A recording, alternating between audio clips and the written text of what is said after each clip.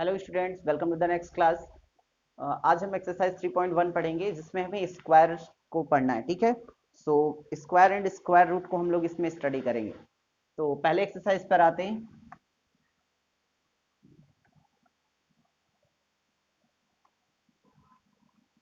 First question है, find the square of the following numbers. Square क्या होता है? जब किसी नंबर को उसी नंबर से मल्टीप्लाई कर दिया जाता है तब उसे उसका स्क्वायर बोलते हैं। ठीक है, जब एक नंबर दो बार मल्टीप्लाई हो तो हम कह रहे हैं कि 25 का स्क्वायर। क्वेश्चन लिखा है 25 का स्क्वायर फाइंड करो, तो स्क्वायर को हमेशा ऐसे ऊपर छोटा सा नंबर लगा के लिखते हैं। इसका मतलब होता है कि 25 से मल्टीप्लाई कर रहा है। ठीक है, वही नंबर अगर उसी नंबर से मल्टीप्लाई करे तब उसे हम स्क्वायर बोलते हैं। ठीक है, तो इफ 25 इंटू 25 देन 25 स्क्वायर।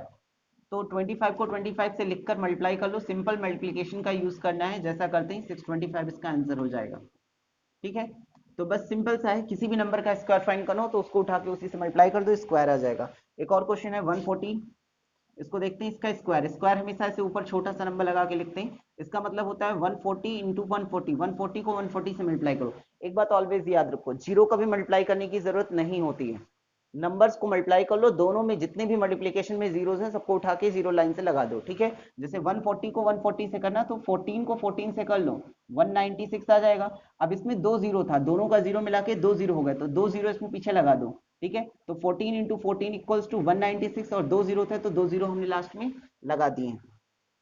इसी तरीके से इसके सभी क्वेश्चन में करना है। माइनस में ध्यान रखना, क्वेश्चन नंबर थर्ड करते हैं, इसमें माइनस आ रहा है। -210 का स्क्वायर तो क्या है, -210 इंटू -210। तो 21 को 21 से कर दो, दो जीरो मल्टीप्लाई करो, तो 21 का 21 से मल्टीप्लाई 441 होता है, 441, और दो जीरो हो गया तो दो जीरो ऐसे पीछे लगा दिए। आगे साइन का क्या होना है, तो माइनस का स्क्वायर ऑलवेज प्लस होगा, ये ध्यान रखना। माइनस इंटू माइनस तो माइनस माइनस प्लस होता है, तो माइनस का स्क्वायर ऑलवेज प्लस होगा, तो इसका आंसर पॉजिटिव हो जाएगा। तो इस तरीके से फर्स्ट क्वेश्चन में हमें यही करना है, स्क्वायर। सेकंड क्वेश्चन में हमें फ्रैक्शनल नंबर का स्क्वायर चाहिए, तो बहुत ही सिंपल सी चीज है, 2/7 का स्क्वायर चाहिए। तो जैसे नॉर्मल नंबर का करते हैं ऐसे ही हम फ्रैक्शनल नंबर को भी कर देंगे, सामने सामने दो बार मल्टीप्लाई लगा के लिख देंगे।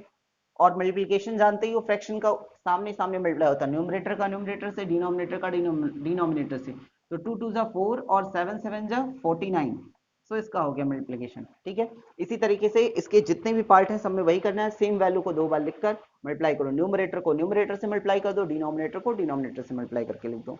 ठीक है, using the property the perfect square, write the one place digit of the ones place digit of the following number। ठीक है, ध्यान देना, हमें क्या बताना है, 32 using the properties of the perfect squares, write the ones place digit of the squares of the following number। ठीक है, नेक्स्ट क्वेश्चन पे जरा फोकस करना। 32 लिखा हुआ है, पूछ रहा है कि इसके स्क्वायर में इसका वंस प्लेस डिजिट क्या होगा। एक सिंपल सी चीज है, अगर मैं ऐसे पूछूं कि 42 और 31 के मल्टीप्लाई में जो लास्ट वाला डिजिट होगा वो क्या होगा, लास्ट डिजिट। तो लास्ट डिजिट पूछा तो लास्ट को लास्ट से मल्टीप्लाई कर दो, पता चल जाएगा। वंस प्लेस डिजिट मतलब क्या होता है, लास्ट, क्योंकि सबसे अंत में वंस प्लेस डिजिट ही होता है। तो 2 को 1 से मल्टीप्लाई कर दो, 2 1 2, इसका मतलब लास्ट प्लेस डिजिट क्या हो गया, 2 हो गया। सेम एज यहां भी करना है, जिसका स्क्वायर करने के लिए कहा जा रहा है उसके लास्ट प्लेस को लास्ट प्लेस से मल्टीप्लाई कर दो। दैट्स मीन 32 को 32 से मल्टीप्लाई करेंगे, और हम कहें वंस प्लेस, तो वंस प्लेस मतलब लास्ट वाला है, तो 2 2 जा 4, इसका मतलब इसका आंसर क्या हो जाएगा, वंस प्लेस डिजिट 4 हो जाएगा। लास्ट वाले नंबर को लास्ट से मल्टीप्लाई कर दो। ठीक है, और ध्यान रहे एक ही नंबर उठाना है, जैसे अगर 4 होता है, यहाँ 4 होता तो 4 4 जा 16, तो हम केवल 6 लेते हैं, हमें एक ही नंबर बताना है। ठीक है, इसका हम सेकंड पार्ट करते हैं, 69 का होल स्क्वायर। तो 69 को 69 से मल्टीप्लाई करना था, लास्ट नंबर को लास्ट से मल्टीप्लाई करेंगे, तो 9 इंटू 9, 9 9 जा 81, लास्ट नंबर को लास्ट से मल्टीप्लाई किए 81, तो आंसर 81 नहीं होगा, सिर्फ 1 होगा, हमें लास्ट नंबर को ही ऑलवेज आंसर लिखना है। ठीक है, तो इसी तरीके से क्वेश्चन नंबर 3 भी हो गया। क्वेश्चन नंबर 4 में पूछा गया, which of the following number are the perfect square of the odd number. एक सिंपल सी बात है, ऑड नंबर का स्क्वायर, तो इतना आप लोग नोट कर लें, इसको हम इरेज कर रहे हैं, फिर आते हैं नेक्स्ट क्वेश्चन पर।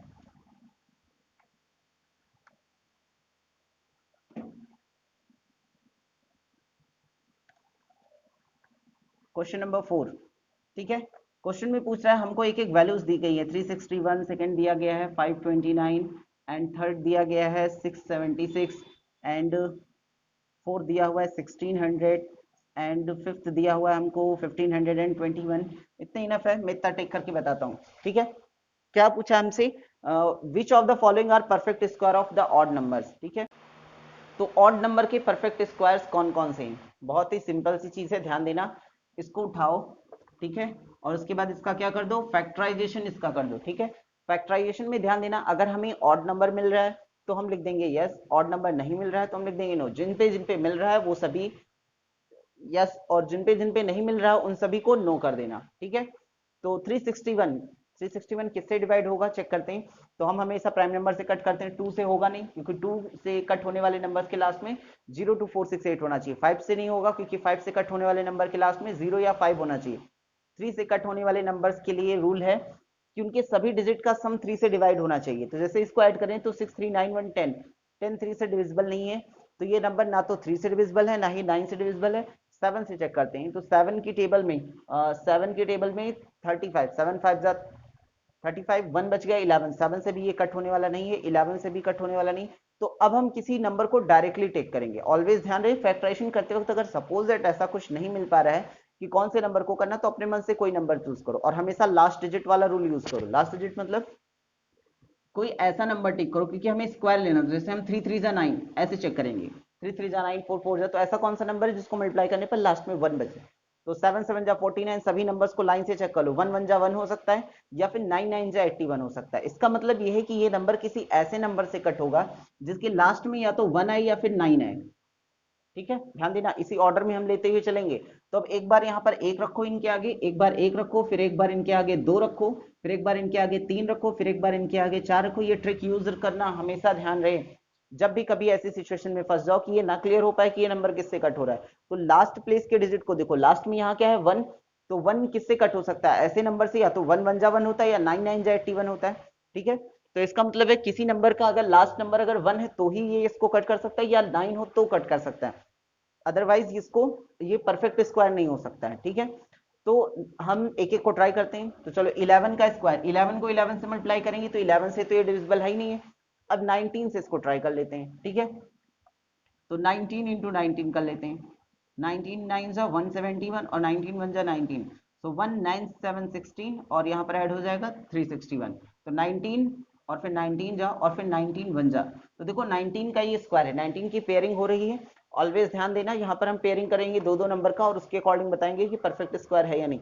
पेयरिंग कंप्लीट हो तो परफेक्ट स्क्वायर है, पेयरिंग ना कंप्लीट हो तो परफेक्ट स्क्वायर नहीं है। और 19 कैसा नंबर है, ऑड या इवन? तो 19 ऑड नंबर है, दैट्स मीन ये पहला वाला नंबर के लिए क्या हो जाएगा, यस हो जाएगा, ठीक है। दूसरा 529, तो अगले में उठाओ 529, वही सेम ट्रिक यूज करेंगे। लास्ट में 9 आ रहा है, तो 9 कब आ सकता है, 1 1 जा 1 होता है, 2 2 जा 4 होता है, 3 3 जा 9, लास्ट में 3, और 7 7 जा 49।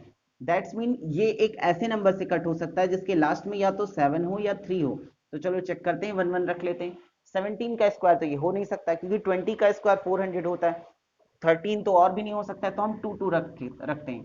अब 27 को 27 से चेक करो, तो 7 7 जा 49, 9 कैरी 4, 7 2 जा 14 एंड 4 18, 7 27 2 जा 54, ठीक है। 8 4 12 2 1 5 2 7 7 29, 27 ज्यादा हो गया, इसका मतलब 27 से कम, तो अब एक बचता है 23। तो 23 को 23 से मल्टीप्लाई कर लेते हैं। तो 3 3 जा 9, 3 2 जा 6, 3 2 जा 6, 3 2 2 जा 4, उसके बाद 9 6 2 12, 6 6 12 1 529। दैट मीन ये 23 से कट हो रहा था। पेयरिंग करने पर क्या आ गया, एक ऑड नंबर हमको मिला, दैट्स मीन यस। तो इसी तरीके से हम सभी नंबर्स को चेक कर सकते हैं। एक बात और, सबसे पहले जो नंबर डायरेक्टली हमको दिख रहे हैं कि इवन है उनको तो छोड़ दो, ठीक है। जो नंबर इवन है उन्हें छोड़ दो, क्योंकि इवन का स्क्वायर इवन होगा, ऑड का स्क्वायर ऑड होगा, ठीक है। ये बात ऑलवेज याद रखो। तो ये इवन है, इसको हटा दो, ये इवन है, इसको हटा दो। जो ऑड है उसको भी चेक करना पड़ेगा। क्या चेक करना है, कि वो परफेक्ट स्क्वायर है तो किसके हैं, ठीक है। तो इसलिए देखो लाइन से क्वेश्चंस को देखते चलना। थर्ड वाला इवन है तो थर्ड वाले पर नो कर दो, फोर्थ वाला नो कर दो, फिफ्थ को आपको ट्राई करना है, सिक्स ट्राई करना है, सेवंथ नो है, एट्थ नो है, ठीक है। तो इसके बाद फिफ्थ एंड सिक्स्थ ये दोनों ट्राई करना। फिफ्थ ये दिख रहा है, इसको ट्राई करना, और 1089 इसको ट्राई करना है, ओके। तो इस तरीके से क्वेश्चन नंबर 4 कंप्लीट होता है। अब आते हैं नेक्स्ट क्वेश्चन पर। सो नेक्स्ट क्वेश्चन कह रहा है using the property of perfect square find the square of the following, ठीक है। तो हमें फॉलोइंग क्वेश्चंस को सॉल्व करना है जो कि ए स्क्वायर माइनस में बी स्क्वायर के फॉर्मेट पर है। तो कभी भी दो नंबर का स्क्वायर हो बीच में माइनस हो, तो एक बार दोनों नंबर्स को प्लस करो, मल्टीप्लाई कर दो उनके सब्ट्रैक्ट से, उनके डिफरेंस से। तो एक बार प्लस करो, एक बार माइनस करो, फिर मल्टीप्लाई कर दो, ठीक है। क्वेश्चन नंबर 5 के फर्स्ट पार्ट पर आते हैं। लिखा हुआ है 35 का स्क्वायर माइनस में 34 का स्क्वायर, तो ए स्क्वायर माइनस बी स्क्वायर के फॉर्मेट पर है। तो क्या कर देंगे, एक बार दोनों को प्लस एक बार दोनों को माइनस, तो एक ब्रैकेट में इन दोनों को प्लस लगा कर लिख दो, 35 प्लस में 34, स्क्वायर हटा देना, ध्यान रहे ये ऊपर की वैल्यूज हटा देना, सिर्फ इनको लिखना है, और दूसरे ब्रैकेट में दोनों को माइनस लगा के लिखो, ऐड कर दो 336 549 और इनटू में सब्ट्रैक्ट कर दो 1, तो इक्वल टू आंसर क्या हो जाएगा 69। ठीक है, इसके सभी पार्ट में सेम एज यही करना है, कोई भी जरा सा भी चेंजेस नहीं, दोनों वैल्यू को प्लस करो माइनस करो मल्टीप्लाई कर दो। ठीक है, तो आई होप ये सभी क्वेश्चन आप लोग कर लेंगे। क्वेश्चन नंबर 6 पर आते हैं। 1 3 5 7 9 11 13, बहुत ही सिंपल सा है ये। तो ये सभी नंबर्स कौन से नंबर्स लिखे हुए हैं, ऑड नंबर्स। ऑड नंबर्स का सम हमें फाइंड करना, तो बहुत ही सिंपल होता है, ऑड नंबर का सम फाइंड करना तो काउंट कर लो और उसका स्क्वायर कर दो। ठीक है, जैसे कि 1 2 3 4 5 6 7, 7 है तो 7 का स्क्वायर कर दो, 7 7 जा 49, 49 इज द आंसर। ठीक है, इसके सभी पार्ट में आपको ऐसे ही करना, जैसे सेकंड वाले में काउंट करेंगे 1 2 3 4 5 6 7 8 9, 9 नंबर्स लिखे हैं तो 9 का स्क्वायर कर दो, 9 9 जा 81 हो जाएगा उनका आंसर। तो इन सभी क्वेश्चंस में ऐसे ही करना, काउंट करो जितना है काउंटिंग उसका स्क्वायर कर दो। ठीक है,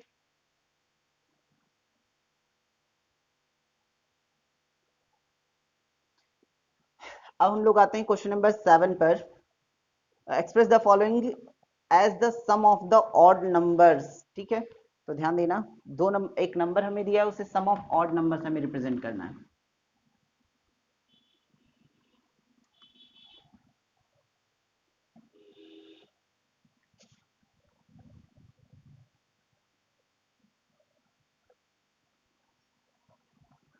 थर्टी सिक्स। ठीक है, ध्यान देना, अगर हम 36 को दो नंबर के उसमें फॉर्म में लिखना चाहते हैं, दो ऐसे नंबर के फॉर्म में लिखना चाहते हैं जो कि क्या हो, ऑड हो, तो एक बात को जरा समझना, कोई बहुत बड़ी बात नहीं लग रही इसको देखने में कि हमें 36 को दो ऑड नंबर के सम के फॉर्म में लिखना, बहुत इजी है, बट ऐसा नहीं है।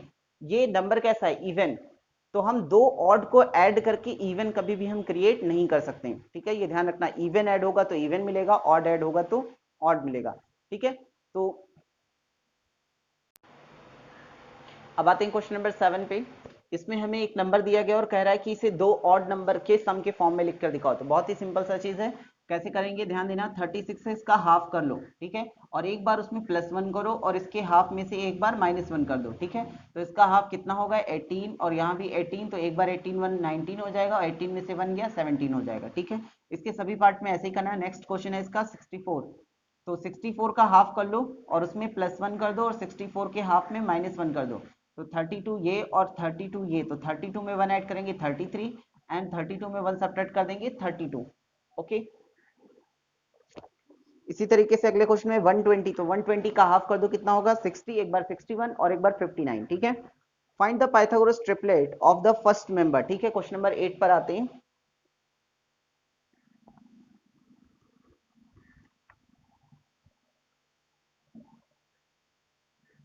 क्वेश्चन नंबर 8 का फर्स्ट पार्ट है 6, हमें पाइथागोरन ट्रिपलेट फॉर्म करना, तो सबसे पहले सभी लोग पाइथागोरन ट्रिपलेट को समझ लें।